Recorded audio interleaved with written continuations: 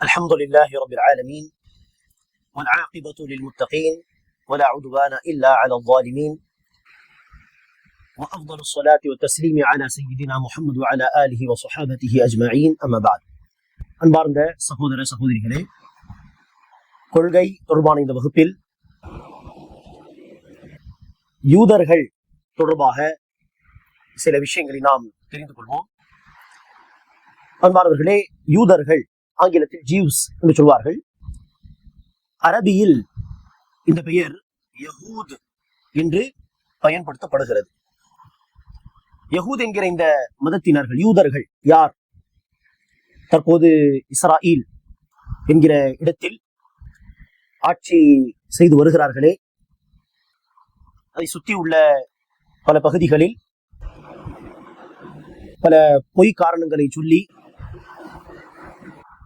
முஸ்லிம்களை, குறிப்பாக குழந்தைகளை கூட இரக்கம் காட்டாமல் கொன்று குவித்து வருகிறார்களே, இவர்கள் தான் அந்த யூதர்கள்.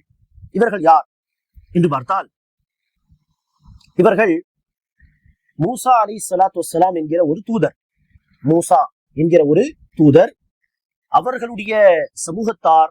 ஆனால் வழிகெட்டு போன பிறகு, எந்த கொள்கையில் மூசா என்கிற அந்த தூதர் தன்னுடைய சமூகத்தை விட்டு சென்றார்களோ, அந்த வழியை விட்டு இவர்கள் வழி தவறி போன பிறகு அல்லாஹ் அவர்களுக்கு கொடுத்த வேதம் தான் தௌராத் என்கிற வேதம்.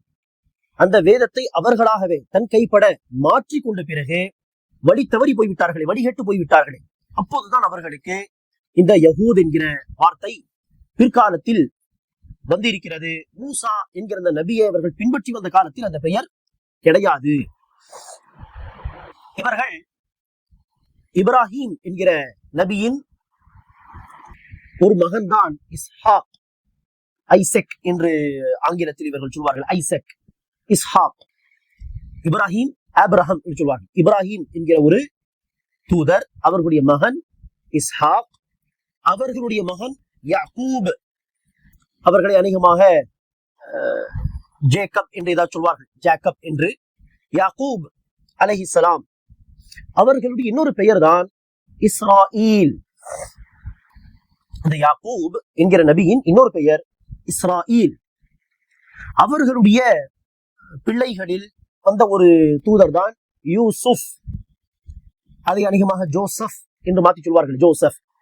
இப்படி மீண்டும் சொல்கிறேன் பாருங்கள். இப்ராஹிம் என்கிற தூதர், அவருடைய மகன் இஸ்ஹாக், இஸ்ஹாக்குடைய மகன் யாக்கூப் அல்லது இஸ்ராயில், அவருடைய இன்னொரு பெயர். அவர்களுடைய ஒரு பிள்ளைதான் யூசுப். அவர்களுடைய இன்னொரு பிள்ளைதான் யஹூதா என்று இருந்தார். அவருடைய பெயரின் காரணமாக தான் பிற்காலத்திலே அதே குடும்பத்தில் வந்தவர் தான், ஒரு கேப்க்கு பிறகு, சில நூற்றாண்டுகளுக்கு பிறகு வந்தவர் தான் மூசா என்கிற தூதர், மோசஸ் என்று சொல்வார்கள். அவர்களுடைய சமூகத்தை தான் பிற்காலத்தில் யஹூத் என்று அழைக்கப்பட்டது என்று சொன்னோமே. இவர்கள் எல்லாம் அந்த குடும்பத்தில் தானே வந்தவர்கள். இஸ்ராயில் அவர்களுடைய சந்ததி, பனி இஸ்ராயில் என்று சொல்வார்கள். இஸ்ராயில் அலிஸ்லாம், யாக்கூப் அலிஸ்லாமுடைய ஒரு பிள்ளை பேர் தான் யஹூசா. அந்த யஹூசாவுடைய பெயரை வைத்துதான் பிற்காலத்தில் யஹூத் என்கிற வார்த்தை வந்தது என்றெல்லாம் சொல்கிறார்கள். எக்ஸாக்டாக, மிக சரியாக மற்றும் உறுதியாக இந்த காரணத்துக்காக தான் யஹூத் என்கிற இந்த கூட்டத்துக்கு அந்த யஹூத் என்கிற பெயர் வந்தது என்று சொல்ல முடியாது. ஆனால் இவர்கள் மூசா என்கிற நபியின் சமூகம், அவர்களுடைய சமூகமாக அவர்களை பின்பற்றி வந்த காலத்தில் இந்த பெயர் கிடையாது. அது பிற்காலத்தில் இவர்களுக்கு யஹூத் என்கிற பெயர் பயன்பாட்டில் வந்தது. அவர்கள் வழிகட்டெல்லாம் போன பிறகு மூசா நபி எந்த கொள்கையை கொண்டு வந்தாரோ அந்த கொள்கையை புறக்கணித்து, எந்த வேதத்தை கொண்டு வந்து கொடுத்தாரோ, தௌராத் என்கிற வேதம், அந்த வேதத்தை மாற்றிவிட்டு, தன் கைப்பட மாற்றிவிட்டு, இப்படியெல்லாம் வழிகட்டு போன பிறகு இவர்களுக்கு யஹூத் என்கிற பெயர் பயன்பாட்டில் வந்தது. அன்பார்வர்களே, இந்த யஹூதுடைய பிரச்சனைகள் என்ன, கொள்கை ரீதியான வழிகேடுகள் என்ன என்று பார்த்தால், மூசா நபி தூதராக இருந்த காலகட்டத்தில் அவர்கள் என்ன செய்தார்கள்? மூசா என்கிற நபியை நம்பிக்கை கொண்டார்கள். அந்த நேரத்தில் அவர்களுக்கு பனி இஸ்ராயில், இஸ்ராயிலுடைய சந்ததி என்றுதான் பெயர். மூசா நபியை நம்பிக்கை கொண்டார்கள்.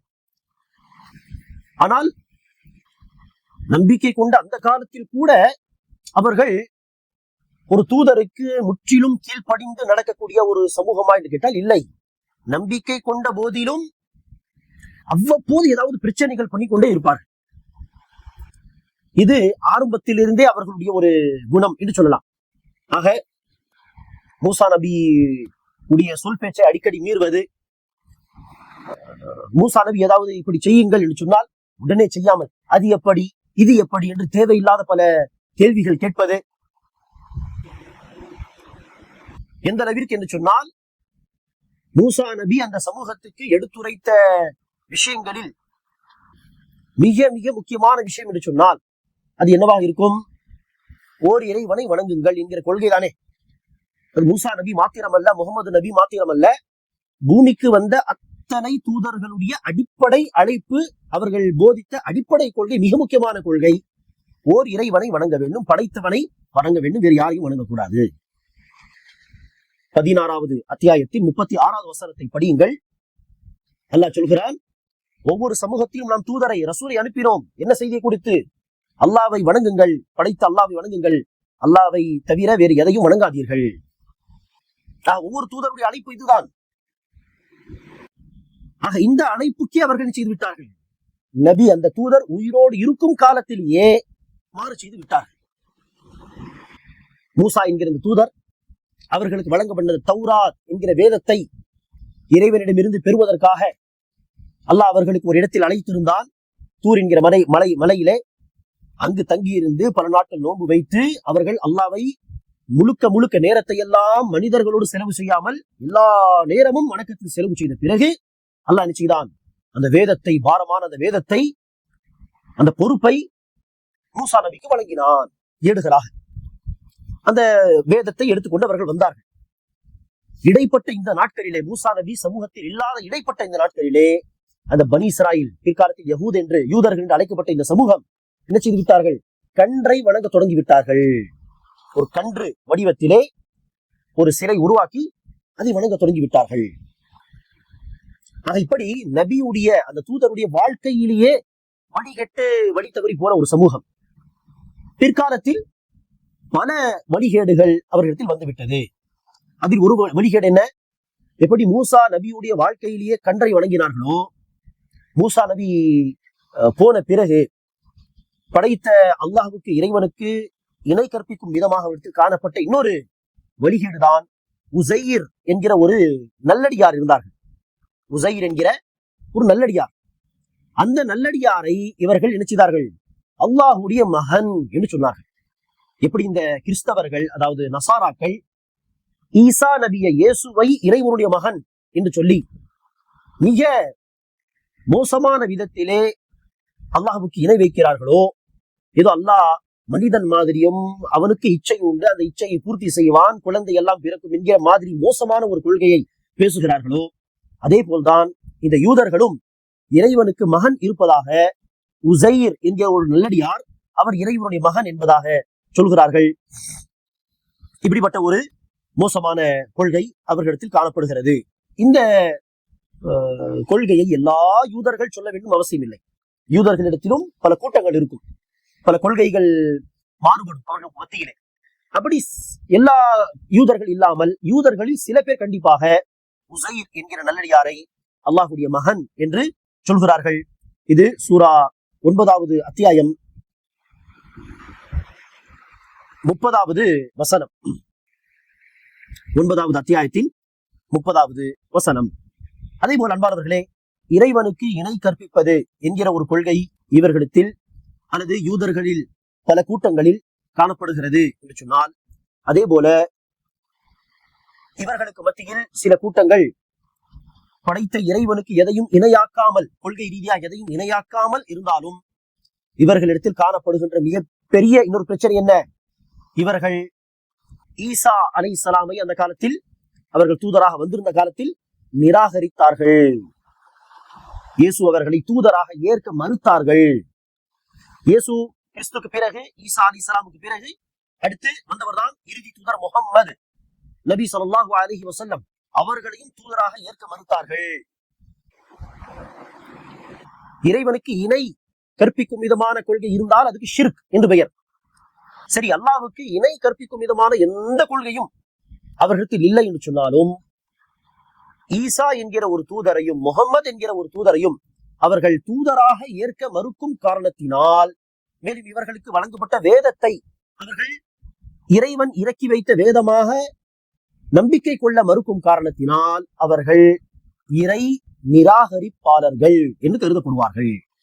இதைதான் அரபியில் நாம் எப்படி சொல்ல வேண்டும்? காஃபிர். காஃபிர்கள். காஃபிர் என்று சொல்ல என்ன? டிஸ்பிலீவர்ஸ். காஃபிரூன், குஃபார், குஃபார், காஃபிர், காஃபிரின் எல்லாமே ஒரே அர்த்தம் தான். ஒருமை, பன்மை போன்ற வார்த்தைகள். ஆக டிஸ்பிலீவர்ஸ், இறை மறுப்பாளர்கள், இறை நிராகரிப்பாளர்கள். அல்லாஹ்வுக்கு அவர்கள் இணை வைக்கும் விதமான எந்த ஒரு கொள்கையையும் அவர்கள் வைக்காவிட்டாலும், ஈசா நபியை நம்பிக்கை கொள்ள வேண்டுமா இல்லையா?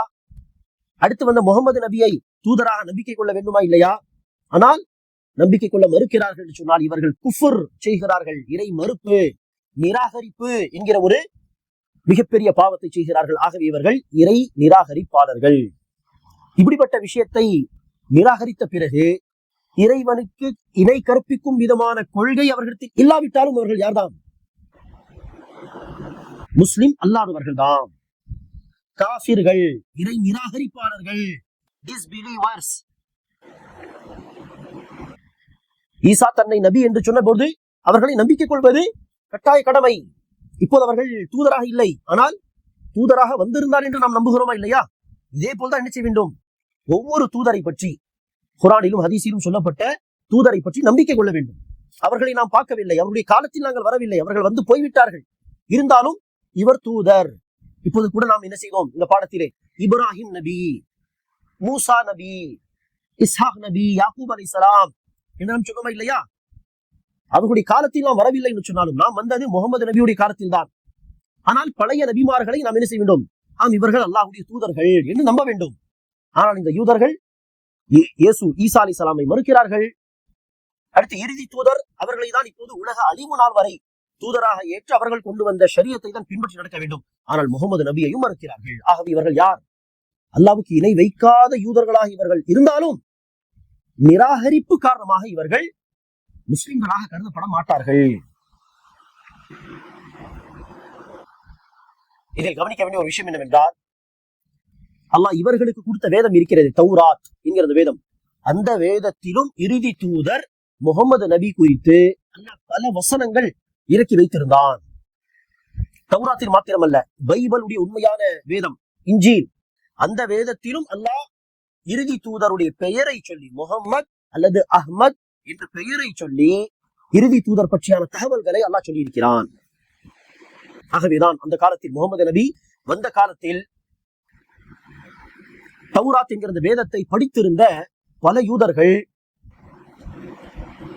இறுதி தூதர் வரக்கூடிய காலம் நெருங்கிவிட்டது என்பதாகவும், அந்த இறுதி தூதர் இந்த மக்கா, மதீனா போன்ற இந்த பகுதியில் தான் வருவார், நம்முடைய வேதத்தில் தௌராத்தில் சொல்லப்பட்டு இருக்கிறது என்பதாகவும் பல தகவல்களை முகமது நபி இன்னும் தன்னை நபி என்று சொல்லவே இல்லை, இன்னும் வரவில்லை, அதற்குள் இந்த யூதர்கள் அந்த மக்கா மதீனா பகுதியில் உள்ள அரபுகளுக்கு சொல்ல ஆரம்பித்து விட்டார்கள். இறுதி தூதர் வரப்போகிறார், இந்த காலம் நெருங்கிவிட்டது, அவர்களுடைய பண்புகள் இப்படி இப்படி இருக்கும், அவர்கள் வரக்கூடிய ஊர் இப்படி இருக்கும், அந்த அடையாளங்கள் எல்லாம் நம்முடைய வேதத்தில் சொல்லப்பட்டிருக்கிறது என்று வருவதற்கு முன்பாகவே பேச தொடங்கி விட்டார்கள். ஆனால் முகமது நபி வந்த பிறகு, தன்னை நபி என்று அவர்கள் அறிவிக்க தொடங்கிய பிறகு அதை கேள்விப்பட்ட இந்த யூதர்கள் முகமது நபியை தூதராக ஏற்க நிராகரித்து விட்டார்கள். காரணம் என்ன? நாம் ஏற்கனவே சொன்னோம், இந்த யூதர்கள் பனி இஸ்ராயில், அதாவது இஸ்ராயில் என்கிற யாக்கூப், ஜேக்கப் என்று சொல்வார்கள், அந்த நபியுடைய வம்சத்தில் வந்தவர்கள். ஆனால் முகமது நபி இப்ராஹிம் என்கிற அந்த நபியுடைய மூத்த மகன் இஸ்மாயில் என்கிற நபியின் வம்சத்தில் வந்தவர். இந்த யூதர்கள் எல்லாமே மூசா அலைஹிஸ்ஸலாமுடைய சமூகம். மூசா அலைஹிஸ்ஸலாம் அவர்களுக்கு முன்பாக ஜோசப் என்று அழைக்கப்படும் யூசுப் அலைஹிஸ்ஸலாம் அவர்களுக்கு முன்பாக அவர்களுடைய தந்தை எல்லோரும் இஸ்ஹாக் நபியுடைய வம்சத்தில் வந்தவர்கள் இல்லையா? ஆனால் இறுதி தூதர் இஸ்ஹாக் அலைஹிஸ்ஸலாமுடைய வம்சம் அல்ல, இப்ராஹிம் அலைஹிஸ்ஸலாமுடைய இன்னொரு மகன் இஸ்மாயில் அலைஹிஸ்ஸலாமுடைய வம்சம். ஆக எல்லோரும் இப்ராஹிம் அலைஹிஸ்ஸலாமுடைய இளைய மகன் இஸ்ஹாக் அலைஹிஸ்ஸலாமுடைய வம்சத்தில் வந்திருக்க, தூதர்கள் இறுதி தூதர் மாத்திரம் இப்ராஹிம் அலைஹிஸ்ஸலாமுடைய மூத்த மகன் இஸ்மாயில் அலைஹிஸ்ஸலாமுடைய வம்சத்தில் வந்தார்கள். இதை அவர்கள் ஜீரணம் செய்யவில்லை, ஜீர்ணிக்கவில்லை. நம்முடைய வம்சத்தில் வரவில்லையே இறுதி தூதர், நாங்கள் நம்பிக்கை கொள்ள மாட்டோம் என்று பொறாமை, வேறு எந்த காரணமும் இல்ல, பொறாமையின் காரணமாக இறுதி தூதர் முகமது இவர்கள் ஏற்க மறுத்தார்கள். ஆக இது யூதர்களிடத்தில் காணப்படுகின்ற மிகப்பெரிய இன்னொரு குற்றம், இன்னொரு வழிகேடு. அல்லாஹ்வுக்கு இணை வைக்காத யூதர்களும் இருக்கலாம், இருந்தாலும் அவர்கள் நாளை மறுமையில் வெற்றி பெற முடியாது. காரணம், அவர்கள் இறுதி மார்க்கத்தை, இந்த இறுதி ஷரியத்தை ஏற்க மறுக்கிறார்கள், அதை கொண்டு வந்த தூதரை ஏற்க மறுக்கிறார்கள், அவர்களுக்கு அல்லாஹ் வழங்கிய குர்ஆனை இறை வேதமாக ஏற்க மறுக்கிறார்கள். ஆம், முகமது நபியுடைய காலத்தில் சில யூதர்கள் வேதத்தில் சொல்லப்பட்டதை வைத்து நம்பிக்கை கொண்டார்கள், இறைவனுக்கு பயந்து. பல யூதர்கள் நம்பிக்கை கொள்ளவில்லை. இது இவர்களுக்கு காணப்படுகின்ற இன்னொரு பிரச்சனை. அன்பானவர்களே, இந்த யூதர்கள் அல்லாஹ்வுடைய விஷயத்திலும் நினைச்சுவார்கள், மரபு மீறிய வார்த்தைகளை எல்லாம் பேசுவார்கள். அவர்கள் சொல்வார்கள், அல்லாஹ்வுடைய கைகள் கட்டப்பட்டுள்ளது, ஆகவேதான் சிலருக்கு தருகிறான் சிலருக்கு தராமல் இருக்கிறான் என்று அல்லாஹ்வை குறித்து, இறைவனை குறித்து, படைத்த ரட்சகனை குறித்து அவருடைய கைகள் கட்டப்பட்டுள்ளது என்றெல்லாம் இறைவனை குறித்து டிஸ்ரெஸ்பெக்டாக பேசக்கூடியவர்கள். இறைவன் குறித்து இப்படியா? சரி, சில தூதர்மார்களை கொலை செய்திருக்கிறார்கள். இயேசு அவர்களை, ஈசா அலைஹிஸ்ஸலாம் அவர்களை கொல்ல முயற்சித்தார்கள், அல்லாஹ் காப்பாற்றி விட்டான். ஆனால் பிராக்டிக்கலாக சில தூதர்களை இந்த மோசமான இந்த சமூகம் கொலை செய்திருக்கிறது. ஆகவே ஜக்கரியா என்கிற ஒரு தூதர், அவர்களுடைய மகன் யஹ்யா, இவர்கள் எல்லாம் ஈசா அலைஹிஸ்ஸலாமுடைய உறவினர்கள். சரியா? ஈசா அலைஹிஸ்ஸலாமுடைய உறவினர்கள் இவர்கள் எல்லாம். ஈசா அலைஹிஸ்ஸலாமுடைய தாயார் மரியம், மேரி என்று சொல்கிறார்களே, அவர்களை வளர்த்தவர் ஜக்கரியா அலைஹிஸ்ஸலாம். அவர்களுடைய பிள்ளைதான் யஹ்யா. யஹ்யா அலைஹிஸ்ஸலாமும் ஈசா அலைஹிஸ்ஸலாமும் அநேகமாக கசின்ஸ், இப்படி உறவு. இந்த கண்ணியமிக்க இரண்டு தூதர்களை, ஜக்கரியா அலைஹிஸ்ஸலாமையும் யஹ்யா அலைஹிஸ்ஸலாமையும் கொலை செய்த கூட்டம் இது. இன்னும் பல நபிமார்களை கொலை செய்திருக்கிறார் அல்லாஹ் குர்ஆனிலே.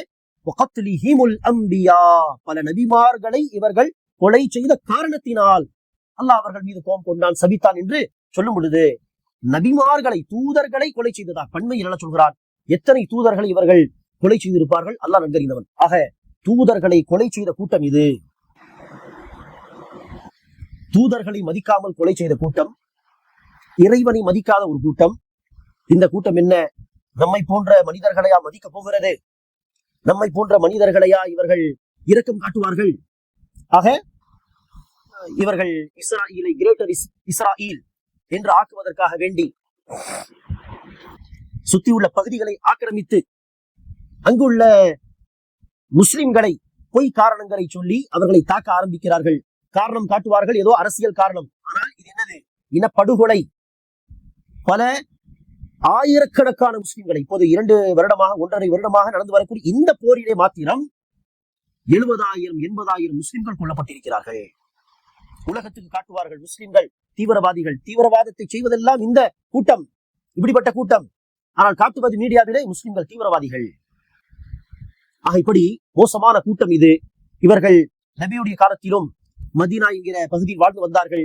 நபிகள் நாயகம் சரி இந்த பகுதியில் வாழ்கிறார்களே, பிரச்சனை இல்லாமல் சுமூகமாக வாழலாம் என்று அந்த மக்களோடு சில ஒப்பந்தங்கள் எல்லாம் போட்டார்கள். நாம் இதே ஊரில், நீங்கள் உங்களுடைய மதத்தில் இருங்கள், பிரச்சனை இல்லை, ஆனால் சேர்ந்து வாழலாம். யாராவது மதீனாவை அழிக்க வந்தால் எல்லோரும் சேர்ந்து போராடலாம் இதெல்லாம் பல ஒப்பந்தங்கள் போட்டார்கள். ஆனால் எப்போதும் போடக்கூடிய ஒப்பந்தத்தை, கொடுக்கக்கூடிய வாக்குறுதியை மீறக்கூடிய மோசமான கூட்டம் இது. ஒவ்வொரு முறையும் ஒப்பந்தம் போடுவார்கள், அதை மீறி விடுவார்கள். இதுதான் இந்த யூதர்களுடைய பழக்கம். அப்படிப்பட்ட யூதர்கள் இந்த காலத்தில் கூட அதை தான் செய்வார்கள். ஒப்பந்தம் போடுவார்கள், சரி இனிமேல் இப்படி வேண்டாம், அடுத்த நாளே அந்த ஒப்பந்தத்தை தூக்கி எறிந்து விடுவார்கள். அப்படிப்பட்ட மோசமான ஒரு கூட்டம் இது. அன்பானவர்களே, இந்த கூட்டத்தை குறித்து நாம் சுருக்கமாக இந்த விஷயங்களை தெரிந்து கொண்டு நாம் பெற வேண்டிய படிப்பினை என்னவென்றால், படைத்த இறைவனுக்கு இணை வைக்காமல் இருப்பது மாத்திரம் போதாது, மாறாக படைத்த இறைவனுக்கு இணை வைக்காமல் அவனை மட்டுமே வணங்க வேண்டும், ஏகத்துவ கொள்கை இருக்க வேண்டும். அதே நேரத்தில் இறைவன் சொன்ன விஷயங்களை நம்பிக்கை கொள்ள வேண்டும். நம்பிக்கை கொள்ள வேண்டிய முக்கியமான விஷயங்களை நிராகரித்து விட்டாலும் அப்படிப்பட்ட நிராகரிப்பாளர்கள் இம்மையிலும் மறுமையிலும் வெற்றி பெற முடியாது. இவர்கள் எதை நிராகரிக்கிறார்கள்? ஈசா நபியை நிராகரிக்கிறார்கள், முகமது தூதரை நிராகரிக்கிறார்கள். அவர்களுக்கு இறுதியாக அல்லாஹ் வழங்கிய ஷரியத்தை நிராகரிக்கிறார்கள். குர்ஆனை இறை வேதமாக ஏற்க மறுக்கிறார்கள். சொல்ல போனால் இந்த சமூகத்தை அழித்தொழிக்க வேண்டும் என்பதிலே தீவிரமாக செயல்படுகிறார்கள், சூழ்ச்சி செய்கிறார்கள். ஆனால் உலக அழிவுக்கு நெருக்கமான காலகட்டத்திலே ஈசா நபி வருவார்களே, அவர்கள் வரும் பொழுது கிறிஸ்தவர்களாக அழைக்கப்படுகின்ற மக்கள் நசாராக்கள் ஈசா நபியை நம்பிக்கை கொள்வார்கள். ஆனால் இந்த யூதர்கள் நம்பிக்கை கொள்ள மறுப்பார்கள், ஓடி ஓடி ஒளிவார்கள் என்பதெல்லாம் ஹதீஸிலே நபிகள் நாயகம் சொல்லியிருக்கிறார்கள். அப்படிப்பட்ட ஒரு நாள் நிச்சயமாக வரும். என்னதான் இவர்கள் ஆட்டம் போட்டாலும் நபிகள் நாயகம் சொன்ன அந்த விஷயம் நிச்சயமாக வரலாறில் நடக்கும். ஆக இந்த கூட்டத்தை வைத்து நாம் பெற வேண்டிய படிப்பினை, குர்ஆனிலும் ஹதீஸிலும் ஒரு விஷயம் சொல்லப்பட்டால் அதை அப்படியே நம்பிக்கை கொள்ள வேண்டும். என்ன செய்யக்கூடாது? அதை நிராகரிக்க கூடாது. நிராகரித்தால் நாம் நிராகரிப்பாளர்களாக மாறி விடுவோம். நிராகரிப்பாளர்களுக்கு நாளை மறுமையில் வெற்றி கிடைக்காது. அதே போல இன்னொரு விஷயம் அன்பானவர்களே, இந்த கூட்டம் செய்த இன்னொரு மிகப்பெரிய குற்றம் தான் நாம் சொன்னோமே, தௌராத் வேதத்தையே மாற்றி விட்டார்கள். வேதத்தை பாதுகாத்து வைக்க வேண்டிய பொறுப்பில் இருந்தவர்கள் இவர்களே தனக்கு வழங்கப்பட்ட வேதத்தை மாற்றிவிட்டார்கள். எவ்வளவு பெரிய குற்றம் இது! இறைவன் புறத்திலிருந்து ஒரு வேதம் வந்திருக்கிறது, மக்களுடைய நேர்வழிக்காக அதை பாதுகாத்து பிறருக்கு அதில் உள்ள விஷயங்களை எப்படி எடுத்துச் சொல்ல வேண்டிய பொறுப்பில் இருந்தவர்கள் ஆனால் நிச்சயித்தார்கள், தன்னுடைய வேதத்தின் கல்வியை மறைத்தார்கள். மக்களுக்கு சொல்லாமல் மாத்தி மாத்தி சொன்னார்கள். இறைவன் சொன்ன கல்வியை மறைப்பது மட்டுமல்லாமல் அந்த வேதத்தையே தன் கைப்பட மாற்றிக் கொண்டார்கள். உள்ள வசனங்களை நீக்கிவிட்டார்கள், இல்லாததை புகுத்தி விட்டார்கள்.